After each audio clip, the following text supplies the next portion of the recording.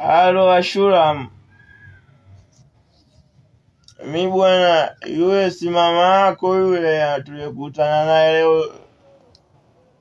Ndiyo mama yako. Mimi mke wangu, mimi kuanzia leo bwana nilikuwa naomba tuachane.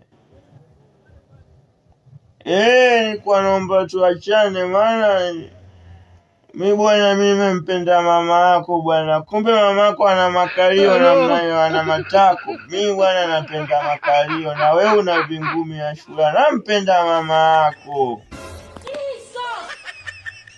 Mimi bwana, mimi sikutaki tena bwana. Mimi namtaka mama yako. Nampenda. Hapa nataka nimtongoze, nimpigie simu. Wewe toka shule, toka, mimi sikutaki, namtaka mama yako. Wewe fanya mambo yako, nifanye mambo yangu. Wewe unakuaje na matako hivyo?